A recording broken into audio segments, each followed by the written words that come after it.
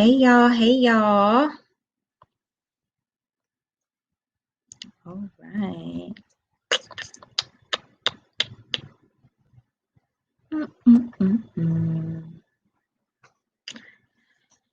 Hey y'all, thanks for coming in. Come on, Miss Maya.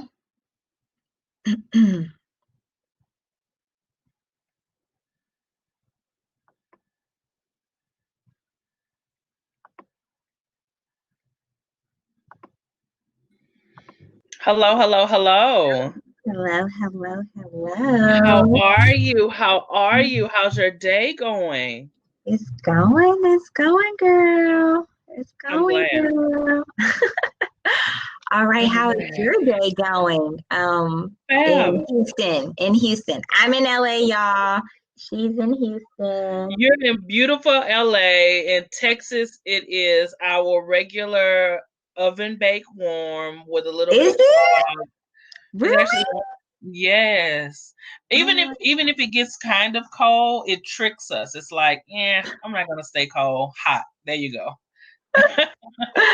that's so funny. Oh, wow. I'm Not about so it. grateful. So grateful to have y'all on. Of course, you can always click on any of the bios of the moderators, myself and Armaya, just in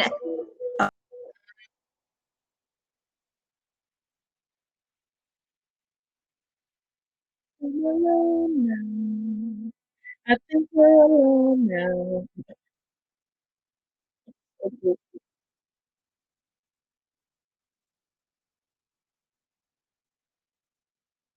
I think I'm alone now. Hi, Helen. How are you?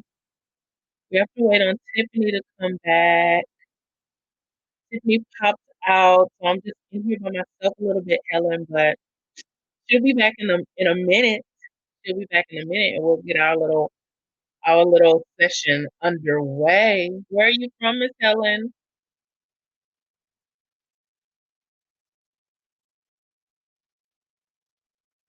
Oh, you're from LA. I am from Houston, Texas, the original state.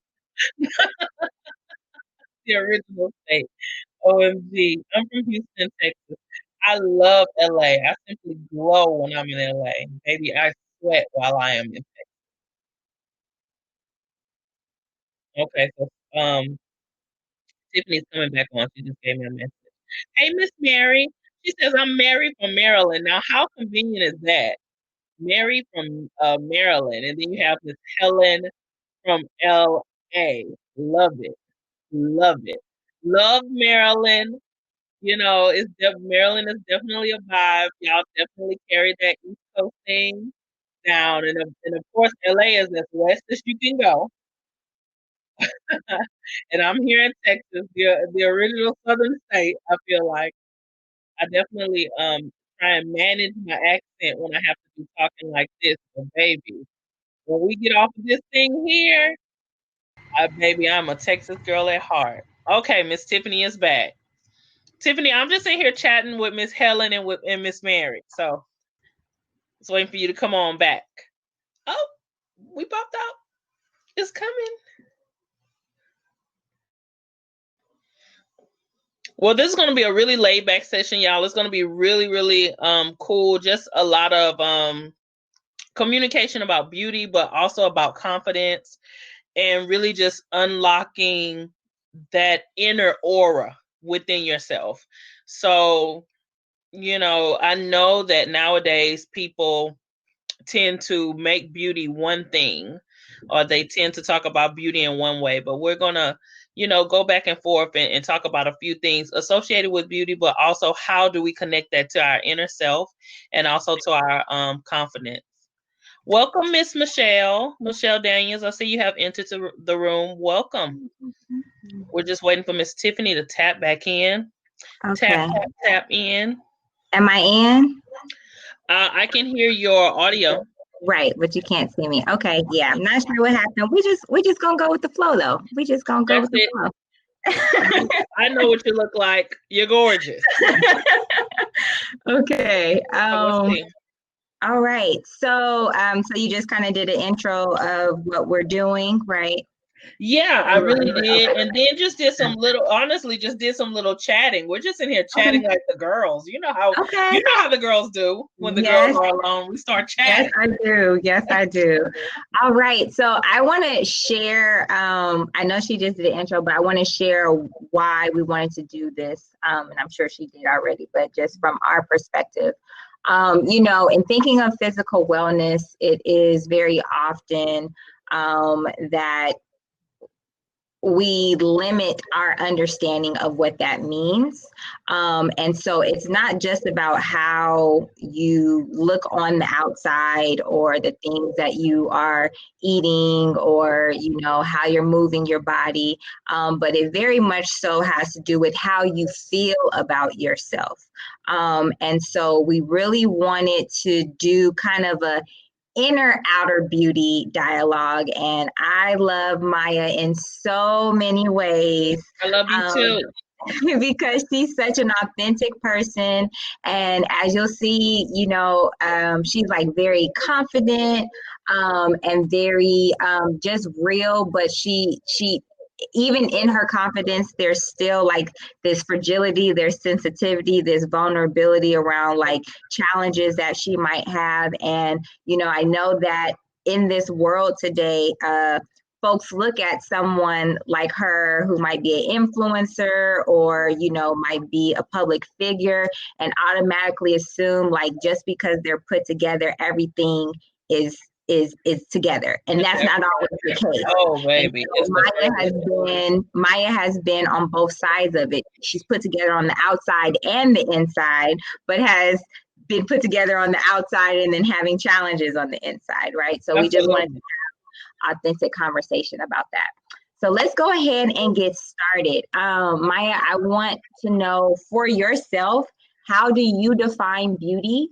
And how do you define self-love? I definitely define beauty as an emotion before actual physical thing. And I'm gonna be honest, even if you look at the definition, the dictionary definition of beauty is something pleasing to the eye. So it's a feeling. It's something that you see and you become evoked about it. So it's something that you see in yourself. It's something that you can see on the outside. It's something that you can see in your ability, and it evokes a feeling. Anytime you look at something beautiful and you don't feel anything, it's not real beauty. It's not real authenticity. And I mean, we're now in this like Instagram age, and we see pretty things on Instagram, and we see pretty things online, and we see pretty things on TV, and it doesn't really evoke a feeling. We just keep scrolling. Right. We just keep scrolling. So that's not beauty. That's not the definition of beauty. Not to say that it's ugly, but it's far from the definition of beauty. The definition of beauty is seeing something that invokes pleasing or pleasure to you, like, God, I really appreciate that. So that's how I define beauty. When I see something about myself, on myself, or in my person that I can appreciate and that makes me happy. Now I define self-care Self-love. because self-love. Okay. Mm-hmm. Self-love. Thank you. I define self-care and self-love along the same lines. Okay. Where it's less of a thing and more of a practice. It's kind of like something that you're doing that you haven't perfected, but you're learning as you're going throughout the journey. So, self-love, I really put in a place of, I found this out about myself today and I like it. Yeah. Practice. It's definitely something that's always on the calendar, always on your mind. A person can be like, I found my self-love, girl, back in the 90s, right, when someone broke up with me, right, and I went on a trip and I got my groove back. No, it don't work like that. right. You're growing. This year you're 31, next year you're 32. Right. And you're a totally different person from what you were when you were 31. So if you love 31, are you going to love 32? Who knows? It's a practice. It's just one of those things. And I love you saying that it's a practice, because sometimes I interact with folks and they're like, I don't love myself. How do I learn to love myself? As if there's just like a destination or there's like a specific set of outcomes or deliverables that lets you know you officially love yourself, right? And so the fact that you're identifying that it's a journey and it can constantly shift, I think is like really, really powerful. So for you, what has that journey looked like being able to come to that understanding of beauty for yourself or self-love for yourself? I think self-love for myself has been I think it's been one of those things that if I can be transparent, because it's just us girls in here. Yes. It's been one of those things that was very scrambled, because I didn't come from a place where information about how to love yourself was readily available. And then we also forget certain things. Love within itself is personal and then it's external. So we're thinking about how people love each other externally, and then we're thinking about how we love ourselves. So when I said that I didn't come from a place where it was just a whole bunch of information about how to love yourself, Right. I'm a woman, I'm African American. We have to think about our ancestors. They wasn't thinking about no self-love and self-care during slavery. Then we come from that. Right. Is it now instilled in the family? No, because we're going through Reconstruction. We're now learning how to be human beings. Okay, so skip that generation. So now we're in my great grandmother's generation. Are we learning self-love? No, because we're going through civil rights. Okay, dead her generation. What about my grandma's generation? Right. You know, sometimes you're so hard on yourself, like, why am I not getting this? Why is it not automatic? It's because in reality, us and maybe the generation before us, let's just be honest, it wasn't until the late 70s, early 80s when we started rocking our fros and, communicating with style, that even as Black people, we started to actually appreciate tiny things about ourselves. So we haven't had generations of self-love. We haven't had generations of self-love practices. We haven't had that. So within your generation, what you're going to do now is define it. Stop looking for, that's what I had to do. Stop looking for the tools, stop looking for the patterns. And when I did something that made me love myself, I wrote it down or I made a mental note. I like this. I'm going to do this. And I'm going to show my friends how to do this. And guess what? I show my mom how to do it too. And I show my grandma how to do it too. And my great grandmother is still alive. I show my dear how to do it too. We can go back and educate the ancestors. We can go back and educate those generations before us, because self-love is such a strong practice that when you learn, it's all about sharing. Sharing knowledge is everybody's responsibility. And self-love is just that. When you learn how to love yourself, you are going to have to teach your lover how to love you. That's not automatic.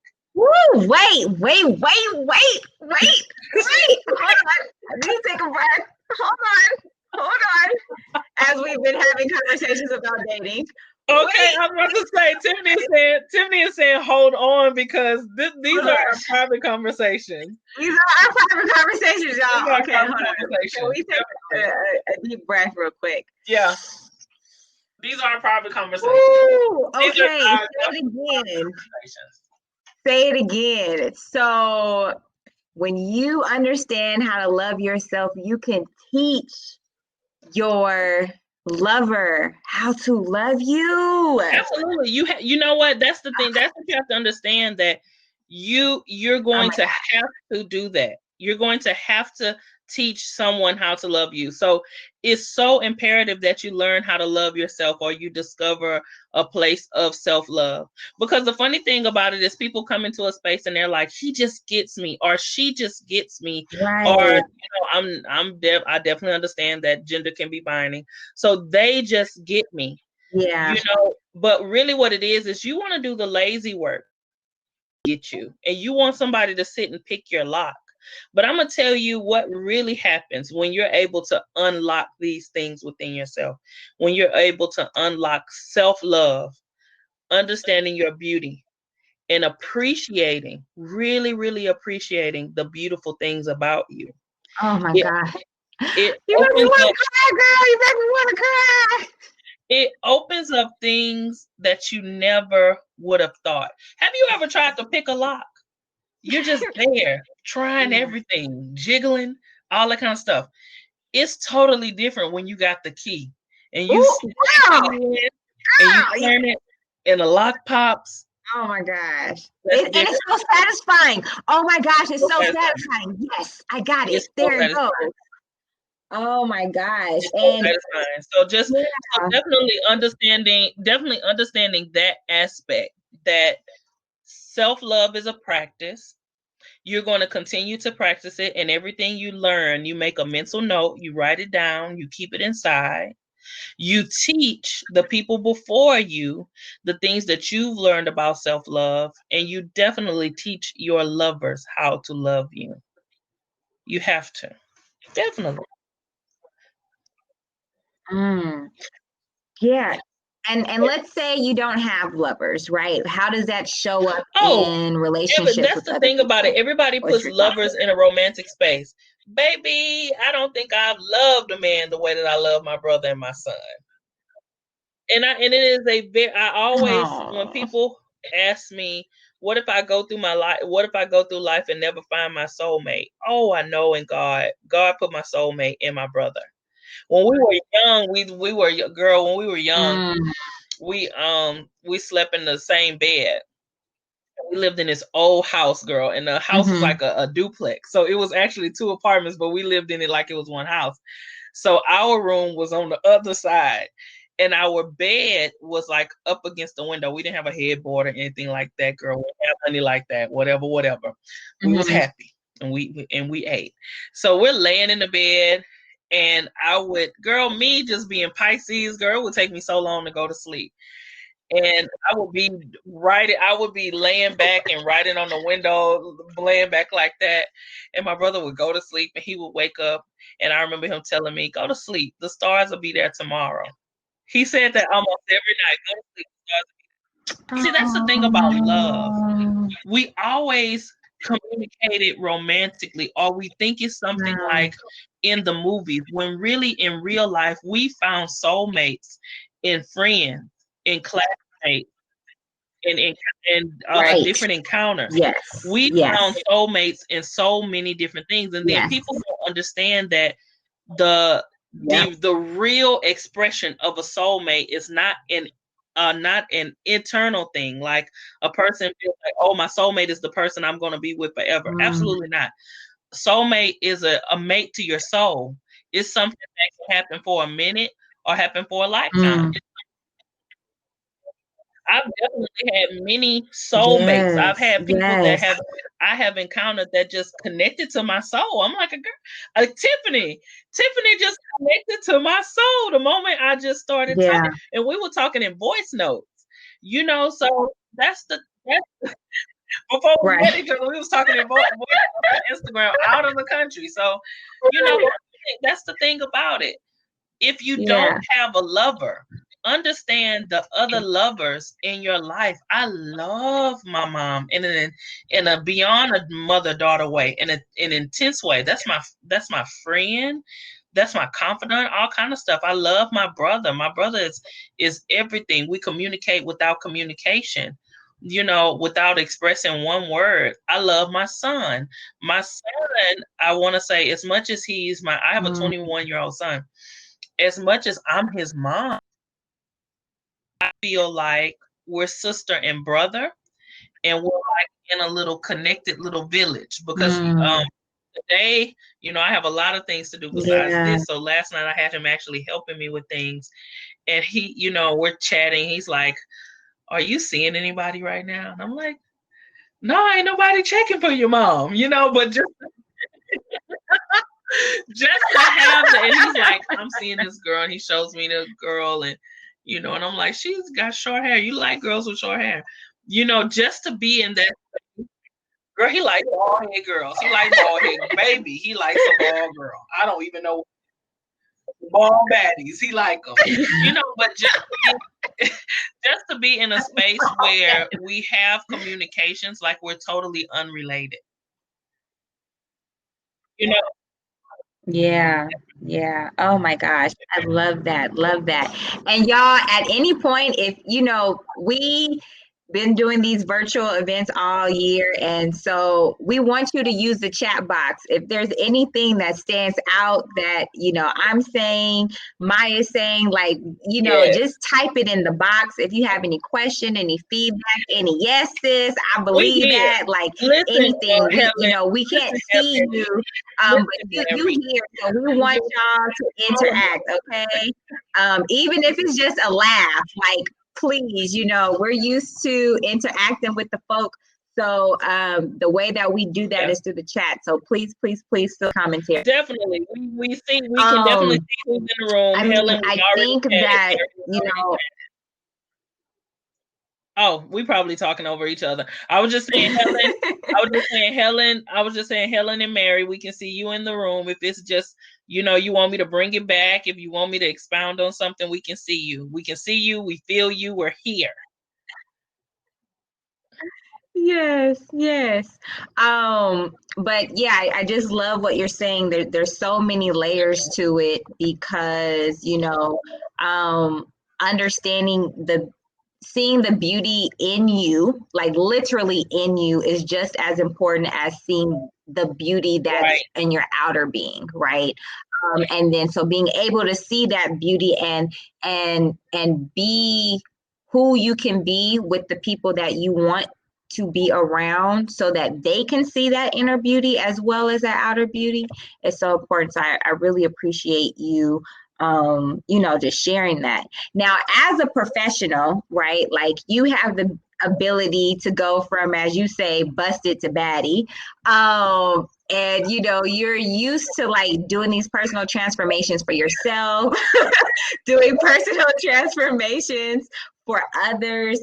But I imagine as someone who has, been in your industry so long and have actually like done transformations for people, like there's probably all types of things. I mean, I feel like those who do hair, makeup, even nails, they're like beauty therapists, so to speak, right? Like you got people sit with you, tell you all these kind of things, right? And so I want to know, as a beauty influencer and professional, what are some of the observations you've made around the struggles that some women have? And let's be very specific to Black women, that Black women have around self-acceptance beyond their aesthetic.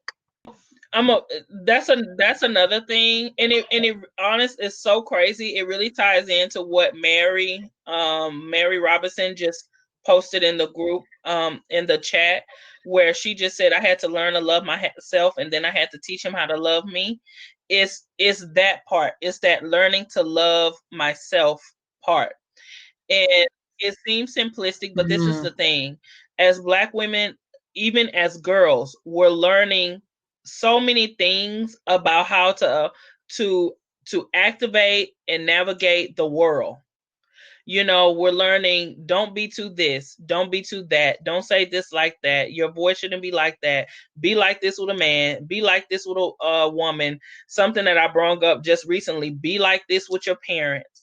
I think it was brought up on Red Table Talk, how Black moms interact with Black daughters as opposed to Black sons. So it's just now in my 30s that I've said to my mom, it'll be things that I want to communicate to her that I'll tell my brother to tell her. We're learning so many things. We're learning so many things. We're balancing so many things.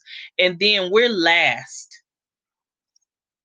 And I'm gonna a lot in this conversation take it back in history, because if you do not learn history, you are doomed to repeat it. And that's just life. Can you say it again? Yeah, if you do not learn history, you are doomed to repeat it. Sometimes you are going through something, not because you're a bad person, you make bad mistakes, you don't know what's going on. It's literally because something in your past went a certain way, and you have yet to change it. You are doing the same thing from generation to generation. Yeah. From generation to generation, Black Yes. women have had to put themselves last. We have had to, Woo! and listen, it's a girl on Instagram. Her Instagram account is girl underscore gone underscore golden. She just posts slave narratives.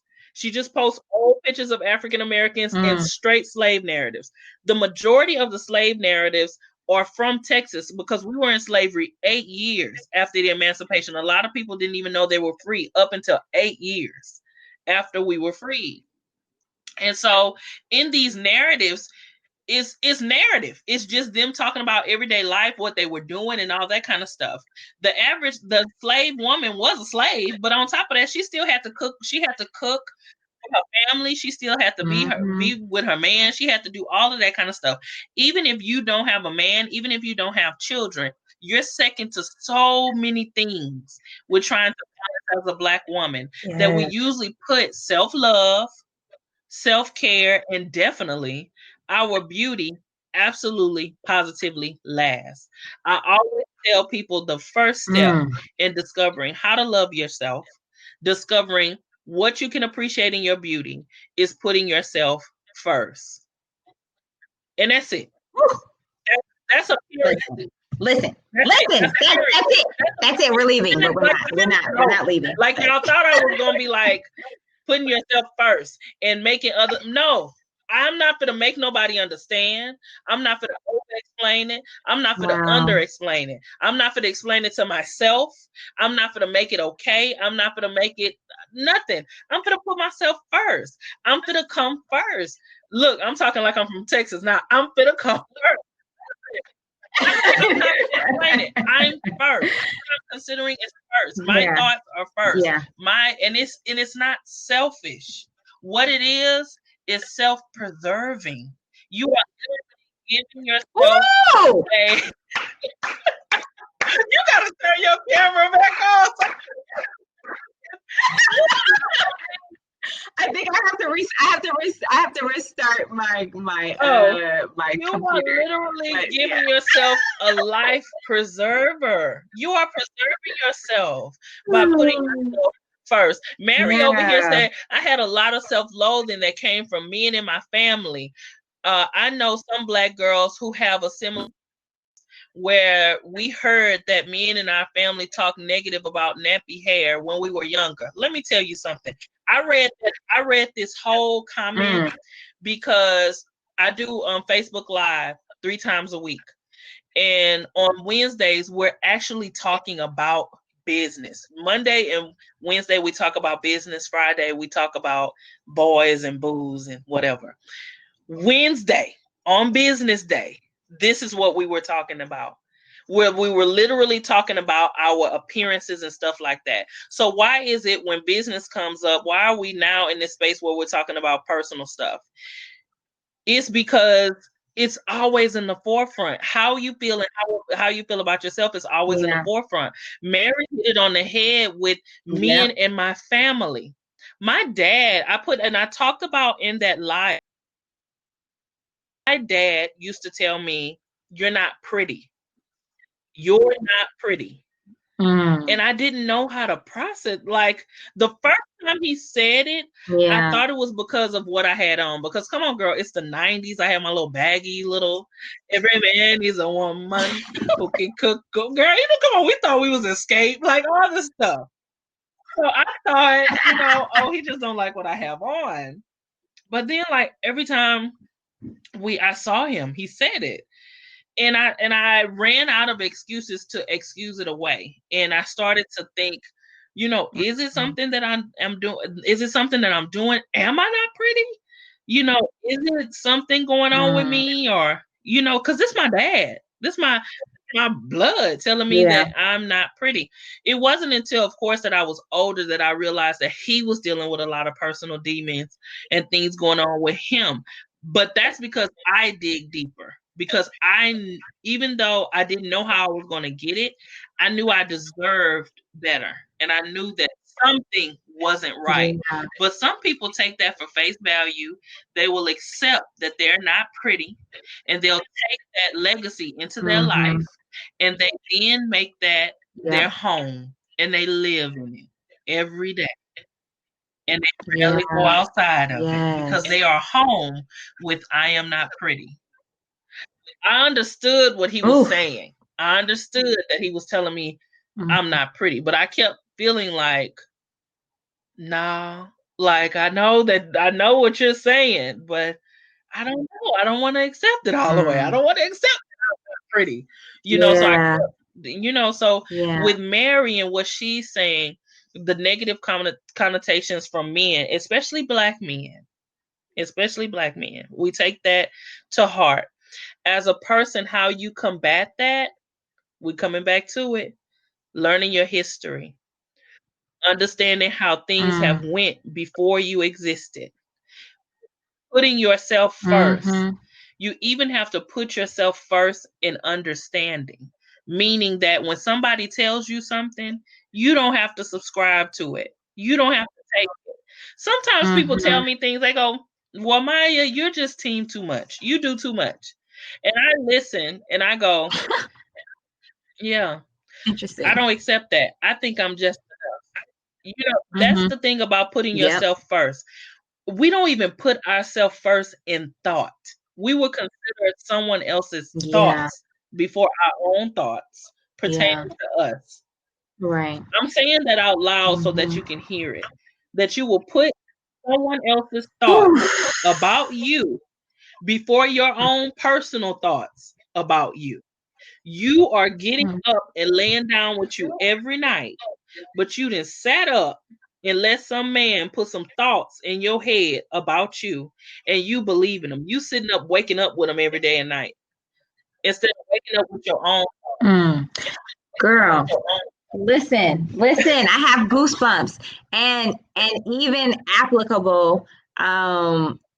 Even if it's not a man, right? If it's a woman, if Yeah, it's anybody, right? It's the allowing their perspective of you, especially if it's negative, to infiltrate your yes, perception of yourself is people. what she's Yes, really people. speaking to. Yeah, you're prioritizing their opinion of you as opposed to really being centered around like how you want to see yourself, even if you struggle And with it's esteem and absolutely, confidence. and And it's that is people because so sometimes, like powerful. Tiffany say, it's not a romantic relationship. Sometimes it's not a family relationship. Sometimes it's somebody at work that's just on your case, like you Right. ain't in your life, and Right. they're making you believe that you don't do Right. your job well, or they're making you believe that it's something Right. inadequate about what you have to offer, and it's simply not true. And you don't have to subscribe to it Right. and go to sleep with it. You don't have to live with it. You literally have the power to say, I don't believe the same as you. You don't have to Yes. you don't have to Oh my when I God. say put yourself first, period, put yourself first, period means no explanation. I have put my thoughts, my Right. being, my care, my love, me sustaining myself, preserving myself, feeding myself, taking care of myself first. That's it. I don't that's it. Right. I don't have no Oof. explanation for you. Now, whatever that means to you, however you interpret me saying that, I'm going to give you that. I'm going to allow you that interpretation because I have absolutely no time to explain to you that I'm putting myself first. However you interpret that, I'm cool with it.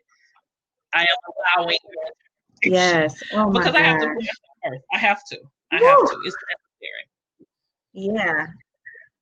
That is, yeah, and like you said, historically, that's not our Absolutely. narrative, Definitely as you know. black women, the reason why I Um, gave y'all that Instagram page, because sometimes I'm reading the narratives, and I'm from Texas, so I know these places that they're talking about, and even like some of the things that they're naming, and I'm hearing these stories, and it's like, how can this be real? This one woman saying, It was me. It was my mom. She named her mom. She named her dad, and we lived in this cabin. And my mom cooked inside the cabin when it was wintertime, and she cooked outside the cabin when it was summertime. And it was 12 of us. She was like, so she had to cook for the master, and then she still had 13 more people to cook for when she got back. She cooked. She picked cotton. She had to cook for her family. She had to make sure her man was all right. Baby, we still going through that. We Right. still going through this Yeah. mentality of putting ourselves last. So if you're in that same situation, how Right. do you switch over? Maybe you don't have a family, maybe you do. How do you switch over to putting yourself first? One, you have to form boundaries, and then you have to respect those boundaries. Yeah. Ooh, the B word. Now I'm bringing it. I'm bringing it in. I want you to listen to me closely because I think I have a different idea when it comes to this boundary thing. You put the boundary in, and you respect the boundary, and you stay in, Yep. and you It's stay it's in the yep. boundary. Because this is Yep. the thing. When you Yep. formulate it, this is my beauty. Well, Miss Maya, your profile picture got blonde hair. Why you got black hair today? This is my beauty. I'm not going to explain it. You figure it out for yourself. And I'm not going to step out. I formed that boundary. I don't talk about what I wear and why I choose to wear it. I don't talk about who I love and why I choose to love them. I don't talk about it. I just say, well, this is how I am today. And that's it. A lot of times we form boundaries, we form rules, we form things that we're going to do, and then we step out of it. So I need to respect my boundaries. I told you not to do this. I told you not to do that. If you told a person not to do it and they do it, why are you stepping out of your boundaries to acknowledge them not doing what you told them to do? Just stay in your boundary. If I told you don't talk about my weight, if I tell you if I'm fat and maybe I'm working through this, however, or maybe I'm not, like Miss Maya over here eating snacks, living my life, okay? And somebody comments on my weight, which is very often, where people, oh, girl, you got big. Do I then say something back to the comment? No. Because if I do, I'm stepping out of my boundary because I set a boundary that nobody can comment on my likeness, not just my weight. I don't want you to say nothing. Give me a compliment. I might acknowledge, I might not. It's just one of those things. When you set a boundary, stay within your boundary. People are so stressed out with making somebody respect their boundaries. It's all about you.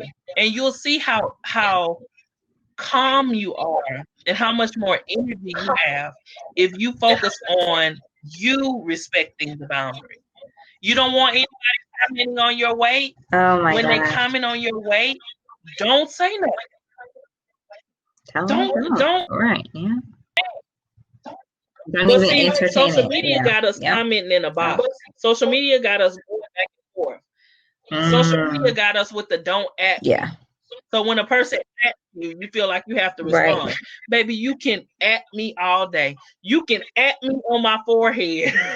If I don't want to respond, I don't want to respond. No, that's true. And that is part of Yeah. my personal beauty. Right. And also the beauty of life that I have that ability. I have that freedom. Right.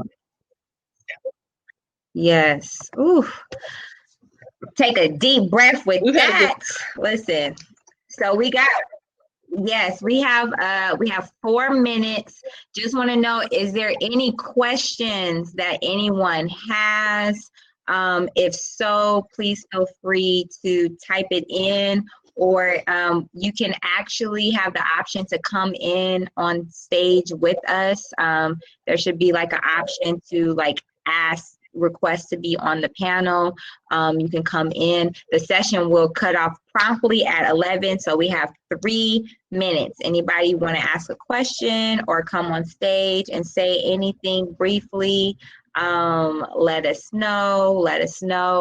If not, I want to just say thank you so much, How do you Mya. deal with, wait a minute, Miss Mary said, how do you deal with boundaries with family members?